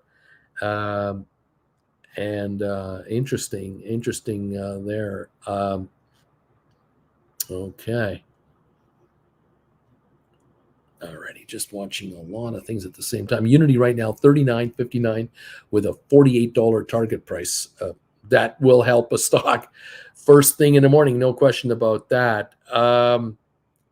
Okay, and we have Nvidia up 439 now to $410 a share. SoFi at 837 up 17 cents. GameStop 23.18. Welcome, one Zeta State. Good morning to you. And manager saying, I love this cash secured put thingy. I just closed 40 Nvidia contracts as it ran up, which was sold yesterday for a small profit of $4,280. Zeta State, I am 161 on your thumbs up meter. Bruce Christina, sold my SoFi calls. I made 6% today on my little flip there. Christina says 836 a share, up 15 cents after topping out at 8. SoFi topped out at 857. It's given up 21 cents so far. If it dips down enough, Christina, you might want to buy those calls again. Take another shot at them. That's your strategy. Who knows? For others, you buy cash secured puts when it goes down, and you sell them when they go up. Up to you, folks, how you want to play this. The Dow right now up 57 points, S&P up 11, NASDAQ up 76. Ford to lay off at least 1,000 employees in North America, Wall Street Journal reports. Interesting how certain companies are offloading employees, others are adding employees. The Ford story is a unique story, a company that makes a ton of money making gasoline-powered trucks, trying to become an electric vehicle production company. What they're finding, of course, is if you want to produce electronic vehicles, you don't need as many employees. You just don't need as many parts in a vehicle if you're going to go electric. That means layoffs, and that means saying goodbye to people at all levels, white collar and union floor. Definitely. Very interesting what's happening there. Yeah, I'm going to wait now to get back in, says Christina. I'm going to wait now. It's all good. Right on, Christina. Well done. Yeah, SoFi 836 up 15. How low will it go today? Does it go into the red at all? Or does it sort of bottom out here and take another pop higher? Is it sort of one of those, are we going to go up 2 steps, down 1, up 2? Is that the pattern? Or are we going to meander along this 825 to 870 range for a while? We'll see. We'll stick around and we'll let you know. Keep an eye on that. Tesla's up 361 to 244.66. The high of the day on Tesla today was 246.43. We're now at 244.66, it would appear, at the moment. Okay. There we go. There we are.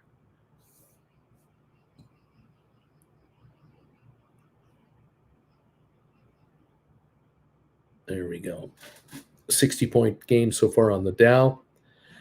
The biggest winners at the moment for the Dow Jones, Microsoft up 470, 1.4%. Salesforce up 1.1% at 209.69. Cisco is the third best performer today, up 52. Nike up 114 is number 4. Apple is up 163, the top one in the top 5. Home Depot number 6. Boeing is up number 7, big gainer, 0.72% today. Verizon, Travelers, McDonald's, they make up the top 10 winners. The losers today on the Dow would be Walgreens Boots Alliance. They are the loser today, 9.4 percentage point drop today on Walgreens. Amgen down 1.2% to be the second worst performer. So we're going from 9.4 to 1.2% on a loss. I mean, Walgreens is all by itself.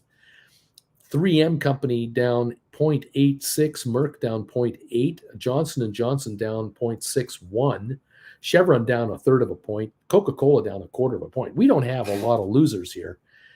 maybe 8 losers today, and a lot of them less than a quarter of a percentage point. So not a lot. Most of the Dow is up today, but the biggest winner is only up 1.4%, and that's Microsoft. Microsoft, Salesforce, Cisco, Nike, Apple, Home Depot, Boeing. Those are your top winners over there at the moment. Take a peek over here and see what we show on this one. The S&P right now is up 13 points. Top performers on the S&P 500 would be Generic Holdings up 7.2%.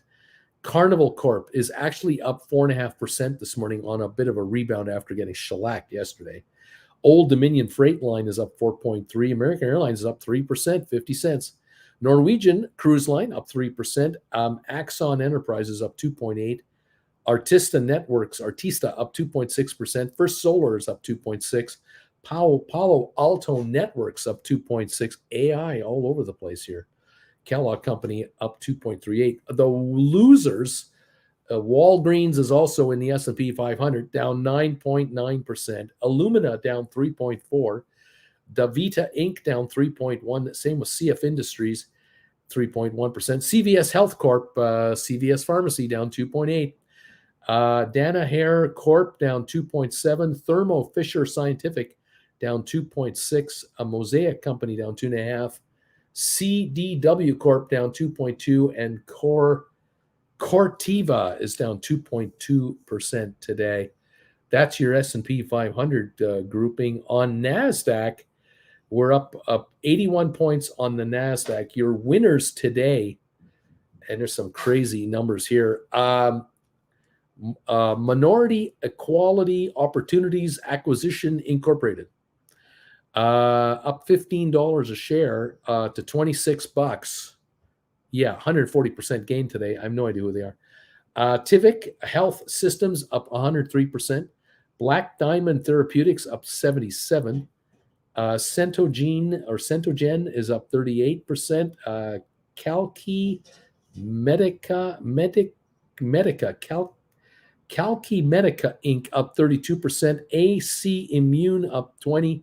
Cara Therapeutics up 19.75%. Next Play Technologies up 19.3%.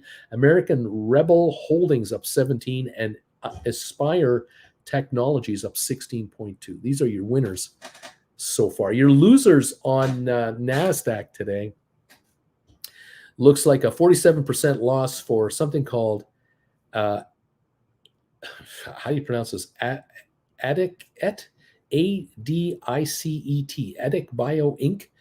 This is a 246 stock, down 220 today. They're down 47%, so someone's in real trouble here. Lordstown Motors, they filed for, I think, Chapter 11. 45% drop to $1.50, lost 120 today. Sayata Mobile Inc. down 40%. It's a nickel stock. Cartoon Studios, KARTOON Studios, $2.32 a share, down 98 cents, 29.7% loss. Nakarta Inc. down 24%. Ada Gene Inc.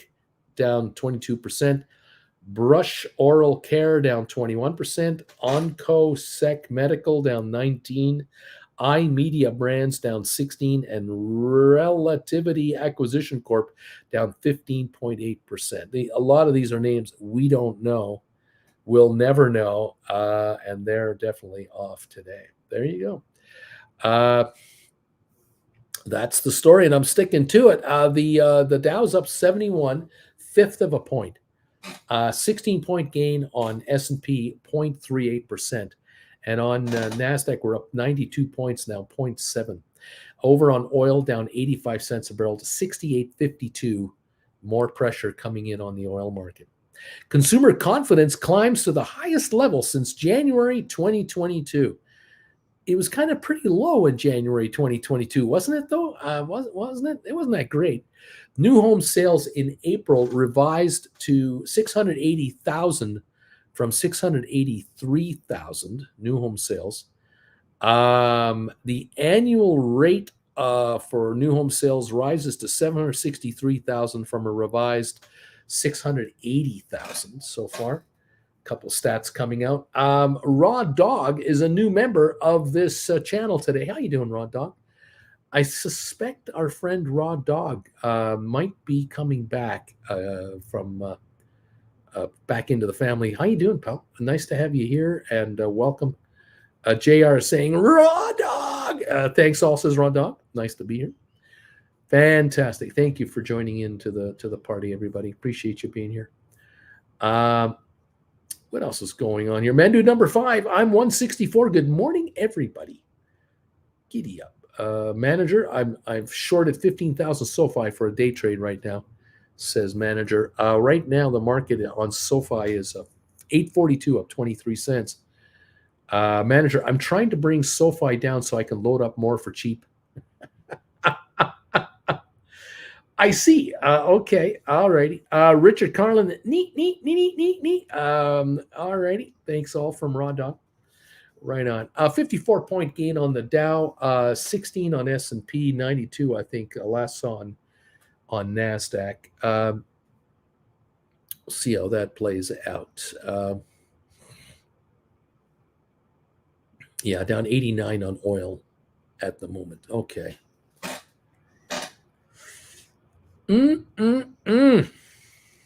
Tons of commentary coming in. Lots of stats coming through. We're up 213 on NVIDIA at 408. Had a bad day yesterday. Gave up some gains there. Still up 23 on SoFi. Rocket Lab up 1 penny. GameStop up 27. AI is up 26. Unity holding a 330 gain. Tesla up 455 to 245.60. Apple up 132 a share right now. All right. Espler, the dog is in the house. JR, manager, no, SoFi, go up, please. Well, maybe manager's trying to short it and the street suspects that's what he's doing and now it's popping. I don't know. 840 on SoFi right now, the constant bid and ask. Good news is if manager shorts it, that means he has to buy it back. He's a buyer in the wings. So, there's support there, I guess. Okay. All righty. Welcome to the party, everybody. Nice to have you here today. 23.20 on GameStop, up 18 cents. Volume today, a couple 100,000. That's it. Very quiet today. Very quiet. Now, this tells me if we don't get more volume on GameStop, we'll go lower. Eventually, GameStop will succumb to a lack of volume. 264,000 traded today. The high of 23.38. We're at 23.25. We're still up on the day, but the stock volume is slowing up here as each day goes by.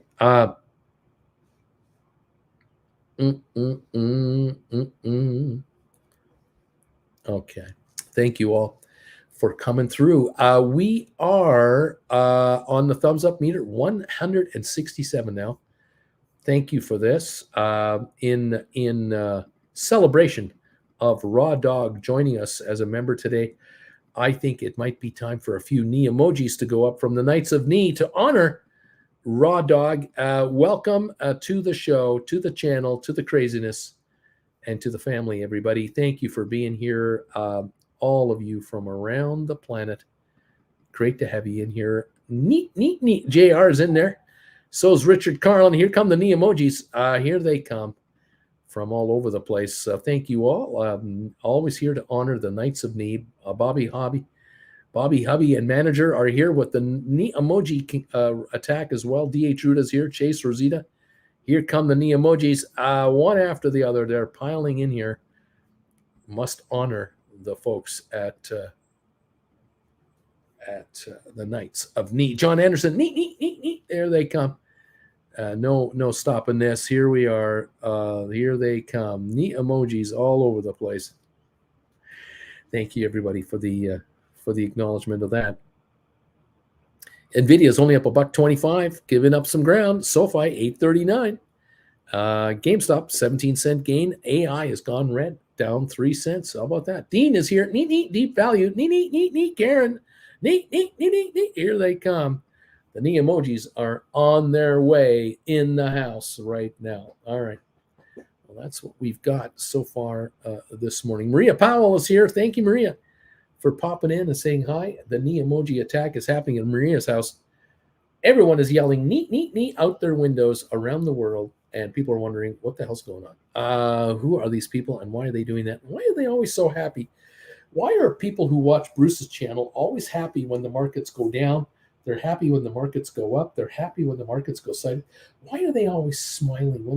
Whenever I see one of Uncle Bruce's viewers at the grocery store, they just start smiling. They're buying their loaf of bread and picking up some eggs and some milk, and they got this little smile on their face. And they're always in a good mood. Why is that? What is it about that channel that makes people so happy all the time?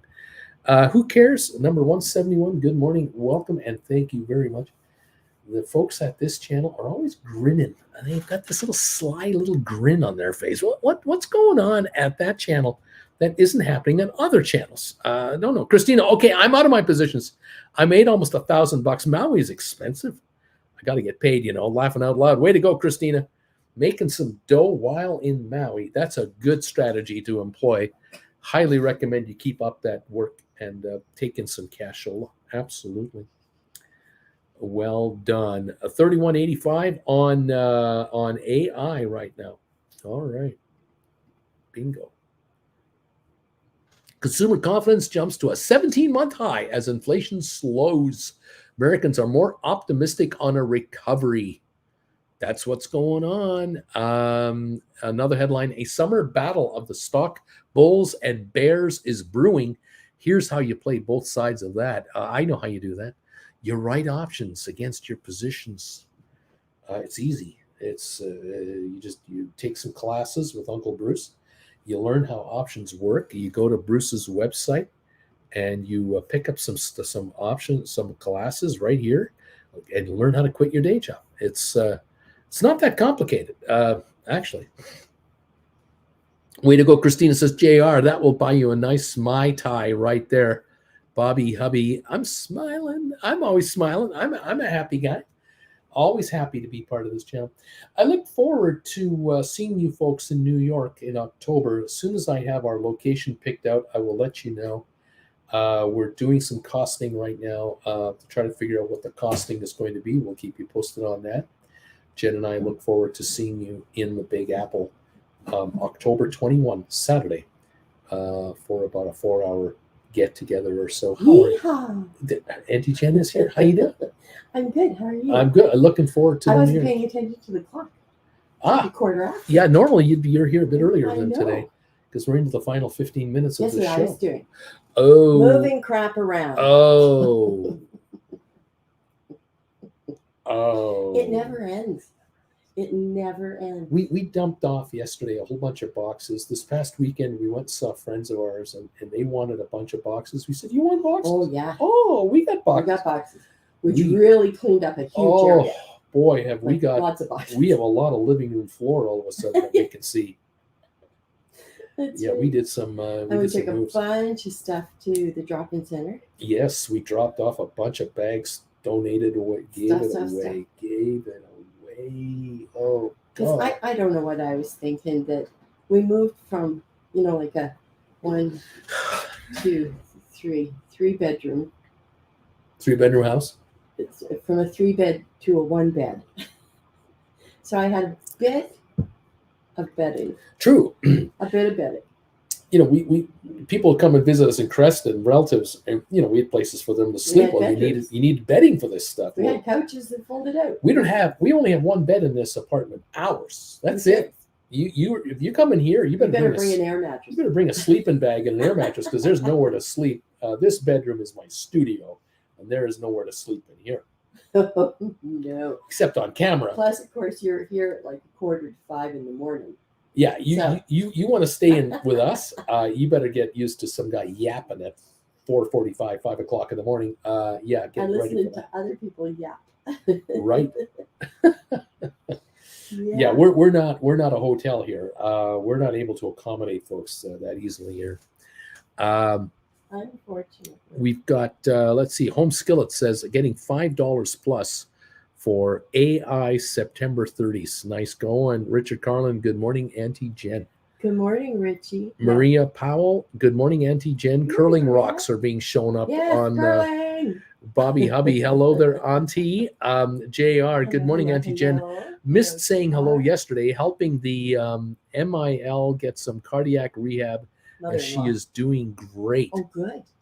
That's good He was stuff. chasing her around the block, giving her a little cardio. Get the stick and chase her. Beach Boy, good afternoon, Auntie Auntie Jen. Good afternoon, Beach. Have you got some leftover boxes? We need to send our crazy government packing over here. Yes, well, aren't we all just get in line? Yeah, we have demands for our boxes for our current government. Crazy stuff. Yeah, we are. I have to admit, the studio is just chock full of boxes here, all over the place. So this little room has become the second storage room. Yeah. Behind our actual storage room, because our living room looks great now.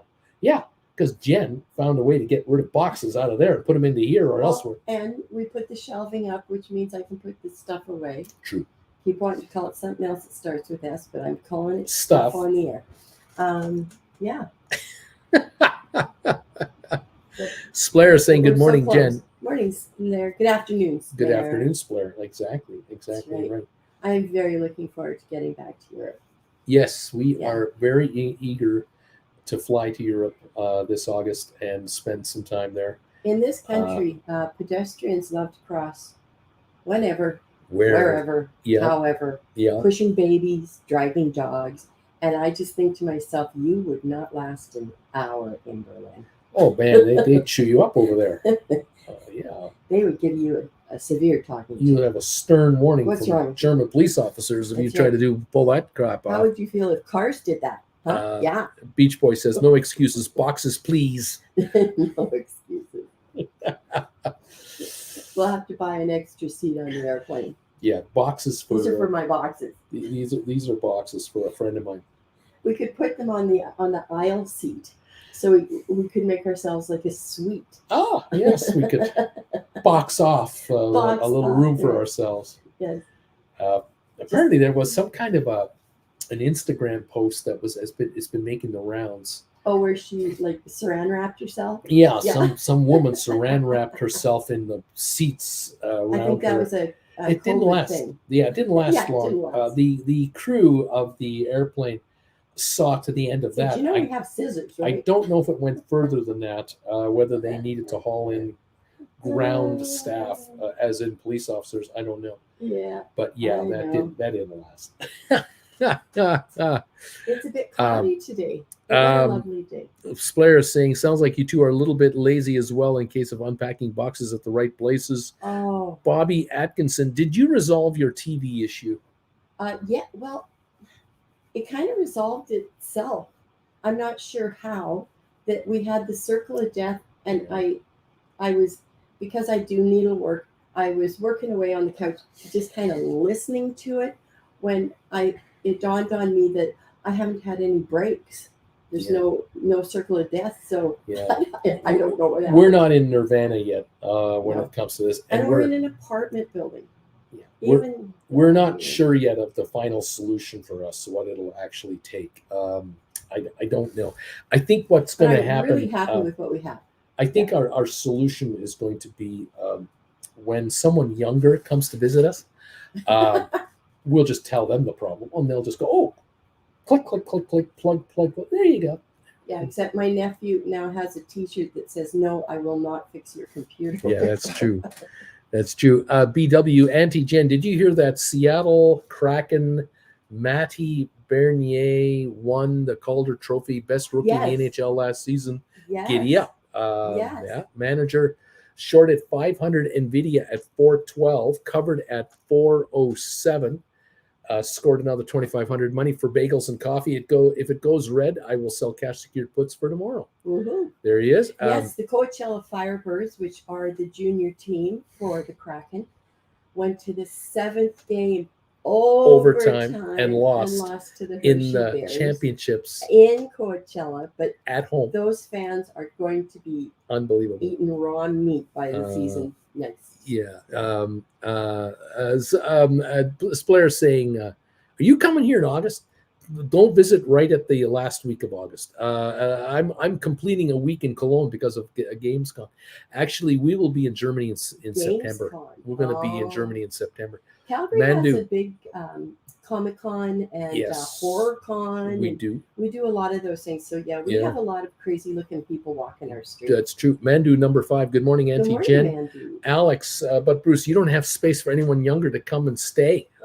Just for visits. Yeah, you come and say hi to us. Fit on the love Fix seat. my TV and get out. There you go. Splair. By the way, keep in mind, it's getting hot here. Last week was already above 80 Fahrenheit. Yeah, well, we're not going to be there in July and August. Here?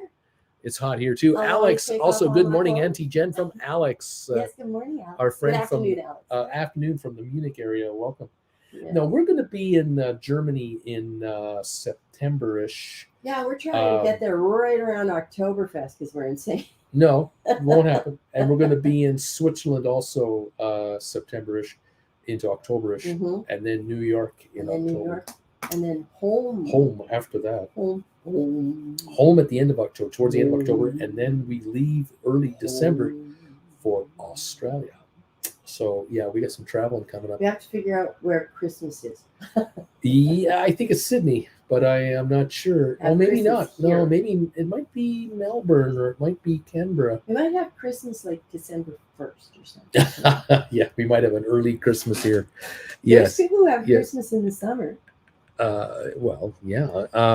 And those people who have birthdays close to Christmas, I really think they should just arbitrarily pick a date in the summer and tell everybody it's your birthday. When you tell people it's your birthday, they usually don't ask for ID to confirm it. So, just start spreading the rumors. And then you can have a real birthday in the middle of the year and Christmas, Hanukkah at the end of the year. See?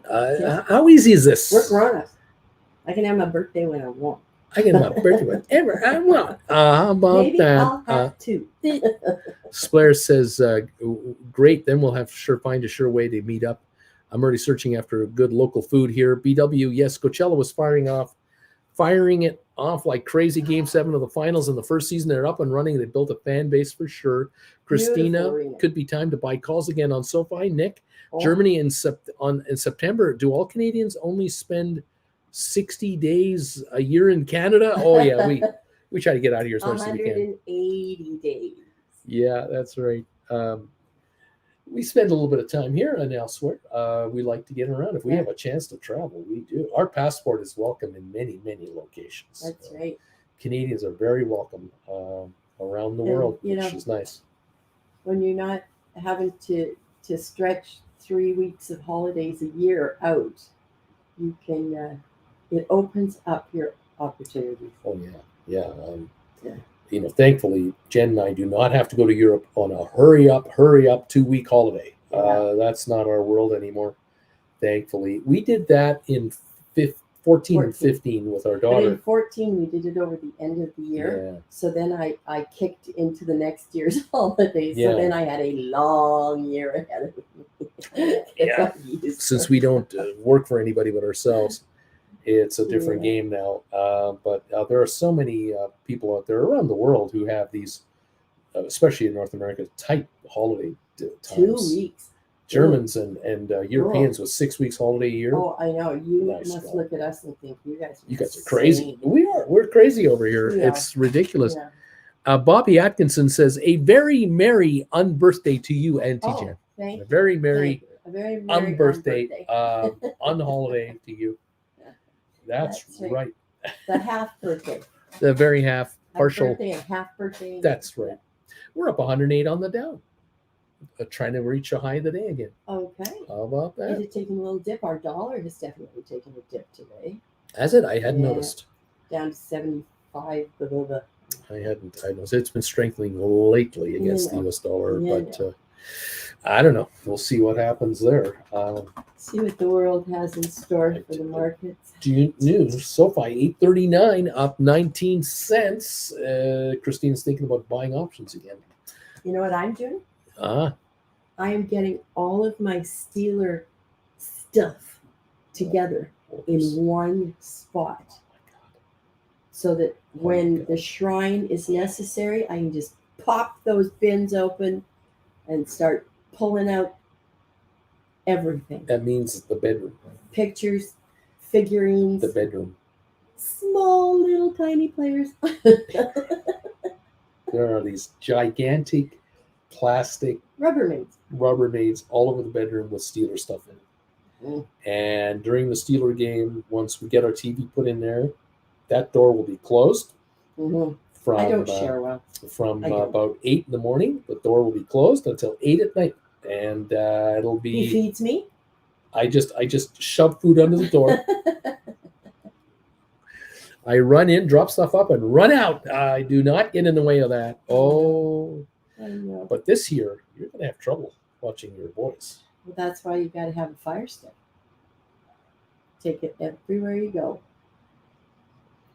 When we were in 2014, I listened to the radio at 3 o'clock in the morning because it was playoffs.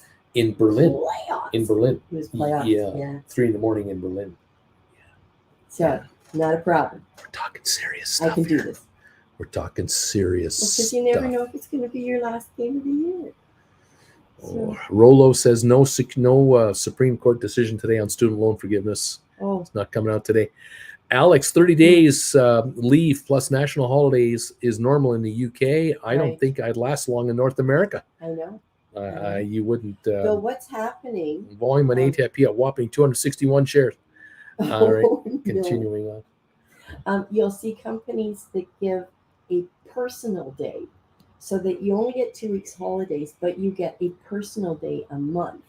So that gives you 12 more holidays. Right. Plus you have your national holidays. Yeah. So that does add up. And they've shown that it keeps your absenteeism down. Yeah, well, by having a personal day. Here in Alberta, Canada, 2-week guaranteed vacation when you start a full-time job. But after 5 years, it's 3 years. 3 weeks. But you would be surprised in the 4th year how many employees find that their work environment just isn't as nice as it used to be, and they quit. They just don't make it to the 5th year because employers know, don't keep them around after 5 years. Get rid of them because we're not going to give them 3 weeks holidays. Screw these guys. And then you start a new job somewhere else, 2 weeks. But we also know for the next 5 years, you never get the 3rd week. As an experienced worker, that's part of my package. Is that I have 3 weeks. I get 3 weeks, and in 2 years, I get another week. Yeah, there are those like when Jen was working. Jen had the power to say, "Oh, you want to have me work for you? Oh, well, this is the terms, including holidays. Otherwise, don't even bother talking to me." And so now you have to outbid someone else. You're not starting over as a junior. Yeah, well, and of course, in this city, we have oil and gas companies which offer very nice packages. Well, better wage, better package. It's improved definitely since the 70s and the 90s and the 2010s, but there have been firms who have really taken advantage of people for decades here, and they know who they are. They know, and it's so dumb because the street knows who they are. And so now they just do not get the best personnel. They avoid these people. That's true. You live and die by your employees. That's true. That's true. Oh, Christina. Okay, I bought 100 calls. I got 100 SoFi calls. She's in.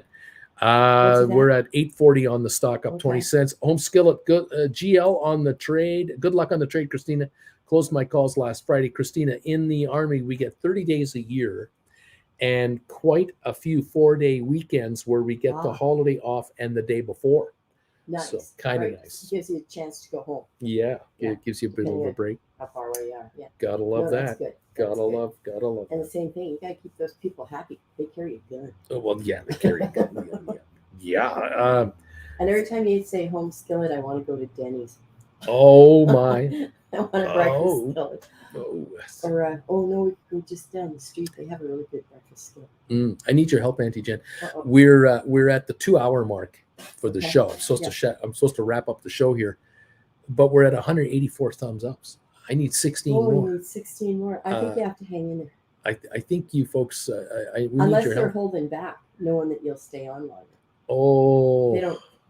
They don't play those mind games. Yeah. They don't. And you don't have any Yoko to encourage them. Well, the Yoko is still buried in one of these boxes I here. am. Yeah. We should bring that out and get that ready. Oh no. So Oh let no. the torture begin. Oh no. I don't know. Oh. Okay, I'm going for coffee. All right. Bye, Well, everybody. Have a nice Tuesday. thank you, Auntie Jen, and Tuesday. thank you everybody for these thumbs ups. If you can bring in 16 more, that would be really helpful. Thank you, everybody. Yeah. By the way, Splair, next week is a short trading Monday. At least I'm not wrong informed. Yeah, we're open. I'm on the air Monday, but I'm not on the air Tuesday next week. It's July 4th next Tuesday.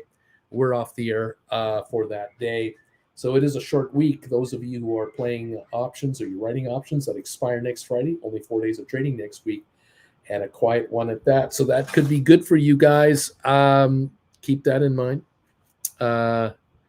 And what else is going on here? Zeta State says, goodbye, Auntie Jen's hand.